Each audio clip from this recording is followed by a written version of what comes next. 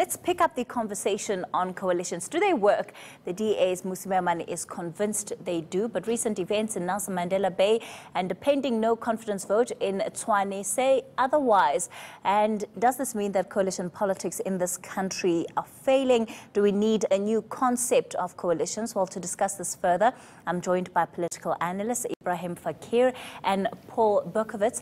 Thank you both, gentlemen, for joining me tonight. It's great to have you in studio. Thanks.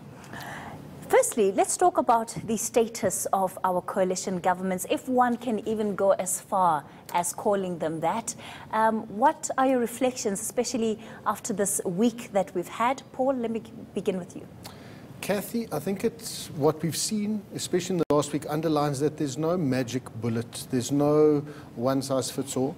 The DA-EFF partnership, whatever you call it, in Johannesburg is working a lot better than in Nelson Mandela and Tshwane. Certain coalitions have been stable, if not that effective. The DA and COPE have been going for a number of years. But I think the nature of our political system is that these things are in flux, and I think the parties in question would need to do a lot more work to find each other if they're going to work together. Ebrahim, is part of the problem that we are calling them coalitions when in fact they are not? Well, of course that's part of the problem, but I mean things are so tumultuous and the throat of whiteness has been cut so badly that even Jane Dutton has become black and changed the name to Cathy. So it's been really... Oh, behave yourself. It's really been tumultuous, and I'm not sure that it's tumultuous because the coalitions don't work. They're tumultuous because they're minority governments, and minority governments by definition are relatively unstable. And they're unstable because the smaller bit players are the ones who can decide and define how things should pan out. And that's not ideal in a democratic system, because not only is it not reflective of the majority will overall, but there are also sleight of hand arguments which are being made. And the sleight of hand arguments go as follows. These people say, we don't trust this government anymore because they don't sufficiently consult, or they don't consult enough. And that they don't actually reflect the will of the people. But here's the misnomer. The misnomer is that this is the party which has the majority of votes. And there's a second stage to this argument. The second stage is that they didn't elect themselves. When councils convene, you elected this government, minority or otherwise. They've been elected, so they now have the full authority to actually proceed. They don't have to consult you. You've elected them into government. That you want to withdraw your support is fine, but to what end? And that's the question. To what end do you wish to withdraw your support from the construction of this minority government? Ebrahim, I spoke to the EFF leader, Julius Malema, last night, and I know he would certainly not fully agree with your statement, especially to the extent that you say, even though they are the elected government, this means that the level of consultation they need to do, or even agreements they need to have, need to be far-reaching, because as far as he's concerned, what keeps the coalitions in place is, in fact, the ongoing engagement. But that's the thing. They keep talking about coalitions on the one side of their mouth, and on the other side of the mouth, they keep insisting that it's not a coalition. Now, the reason they're doing this is because there's a political sleight of hand, and then political sleight of hand goes as follows. They have come under heavy attack for electing what they call white governments or white-dominated governments.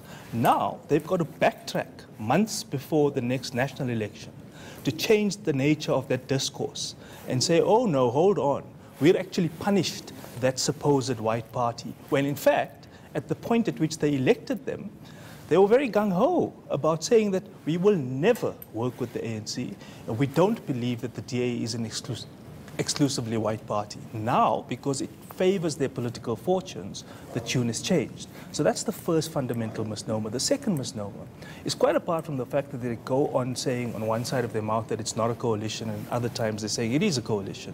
They need to tell us what they believe it is. Because yes, you want partners in a coalition to consult each other, but then they would be underwritten by a coalition agreement, which of course the EFF has failed to want to agree to. Paul, is it not their prerogative, by virtue of being that minority that Ebrahim was speaking about earlier, that is able to swing the vote? Can they not decide to implement whatever strategy that works for them as a political party? Because in fact, that's why it's a game of politics. I'd have to agree with my learned colleague, Cathy, that if you're going to form whatever kind of partnership, if you're going to lend support to a minority government, if you're going to have a formal coalition, there needs to be some goodwill and some trust. And if you look, for example, at the Nelson Mandela Bay Council minutes, because most of the metros will publish them on the website, you have to read through quite a lot of guff. There's about 120 pages of the latest minutes. But what we saw, if you read through, you'll see that there was great difficulty that the DA-led minority coalition in Nelson Mandela Bay had in passing the budget, which is very serious service delivery stuff. And the minutes reflect that the EFF councillors walked out of council with the ANC and the UDM at the same time, that they introduced frivolous arguments, that they delayed the debating of the budget and claimed that they weren't consulted. But the evidence shows that they were given opportunities to make input and they didn't, which is contrasted with how the EFF and the DA have worked together in the city of Joburg, where there's been give and take, where there's been compromise, where the EFF have spoken favorably about Herman Mashaba, and where you can actually see how the input and the back and forth has happened, that the DA had a draft budget in Johannesburg, the EFF councillors in the metro said, no, this budget is not pro-poor. The DA-led coalition took it back and changed water tariffs so that they were more pro-poor, so that they cost poorer households less, and the budget was approved. And there was engagement from and dialogue. But Paul, the sense that I'm getting from the EFF is that their support has always been non-committal, and they would like those that they give the support to, especially the DA, to always be in a position where they're working for it. So, you'll hear lots of talk about humility. They have to be humble. They have to come to us, and almost, you get the sense that they must understand that they are at our mercy. And so, as far as that might be part of the starting point in terms of how they go into negotiations, I ask the question again, is it not their prerogative from a purely political party strategy to behave in this way? So my short answer is yes, it is their prerogative. They can do what they want. They can justify or not justify, as the case may be, as Ebrahim has said. But the other points I want to make, the longer answer is, one, you need some kind of trust and some security if you're going to work together, whether it's an arm's length coalition or minority government. And you have to be able to trust the other parties that you're working with. And the other point we're not looking at is that each of these parties has got internal dynamics and struggles. Ebrahim hinted at it with the EFF. He said that the party is accountable to its supporters. A lot of supporters don't like the EFF working with the DA, so the EFF has to be seen to be disciplining the DA. So it has to be seen to be chastising the DA, to be holding it to account.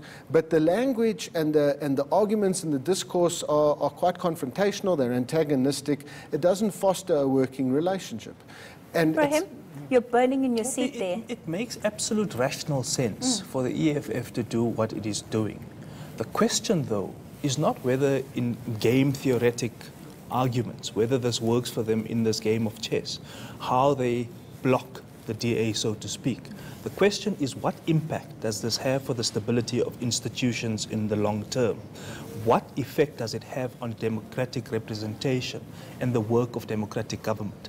But here's the real clincher in this deal, or non-deal, so to speak, is that yes, it makes rational sense for you to do so, but it is short-term politicking, which is actually going against the grain of what you promise. And I think what it feeds into is a kind of politics of not just spectacle, but active destabilization.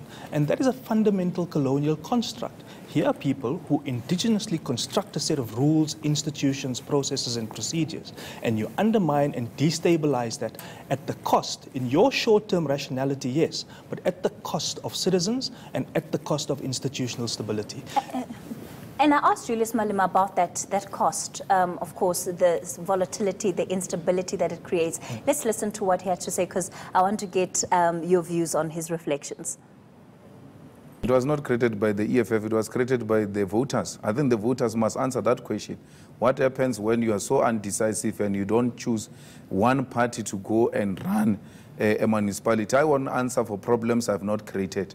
Voters must answer that question.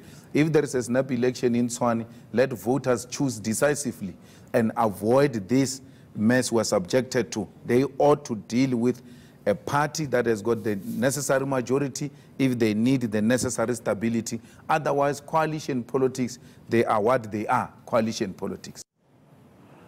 All right, who wants to begin? No, it's absolute nonsense, and we must call it out for what it is. It's frankly rubbish, because here's why it's rubbish. It's rubbish because citizens or society is allowed to make choices in the way in which they want to. In 2016, they decided that a large portion of them who traditionally supported the ANC don't actually want to turn out and want to withhold their vote. And that's fine. The consequences actually are at the point of which you compose the council. So at the point of constitution of council. Those councils have now been constituted on the basis on which citizens have wanted it. You now have, as I said before, elected a government. That government didn't immediately off the bat after an election install itself. It first had to compose council. Council had an indirect election of the executive mayor or mayor, as the case might be. So it's actually, frankly, nonsense. But it's an easy way of justifying it. The EFF always retreats into, and I didn't make the joke about whiteness for nothing, this is about crude racialization of our politics. Listen to the discourse carefully. We don't like Trollop because he's white and he is arrogant. Solim Simanga is actually a nice guy. That's what they say. But he listens to a white caucus. That's why we're getting rid of him.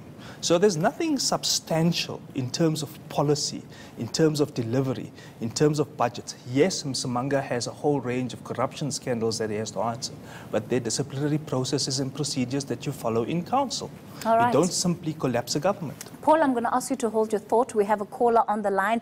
Guda from Zola in Soweto. Thanks for calling us tonight. What are your views? Hi, ma'am. You're speaking to Guda from Zola.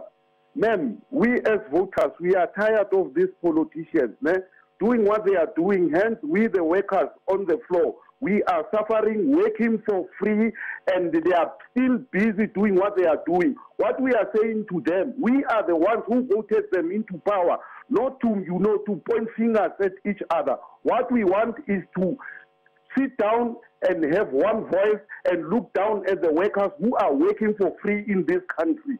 I'm the one of the workers of this country who's working for free, and my heart is paining. They must stop what they are doing and do what we have elected them to do. Thank you. All right. Guda, thanks for calling us tonight. Paul, I mean, he brings us to a central point, and I think it also came up as Ebrahim was speaking. The reason why the council finds itself, in terms of political makeup being the way that it is because perhaps voters want all of those voices represented, that they want these people to find some kind of way of working together because, in fact, perhaps that's what's representative of South Africa today. Possibly. For example, I myself was a bigamist in the 2016 elections. My ward vote went to one party and my PR vote went to another one. And part of the motivation was to dilute the absolute majority power of one party over the other. Our political makeup, our voting system is inherently less stable in some ways than one which is constituency-based. It's more similar to Italy and Israel than it is to the US and the UK. But we knew that. The parties knew that. And to agree with Ebrahim and to say more, Julius Malema is begging the question. He's saying coalitions are inherently unstable without taking responsibility for what his party and members are doing to make these coalitions more or less stable. All right. We'll continue our conversation in a moment. We're going to take a short break. Please do stay with us.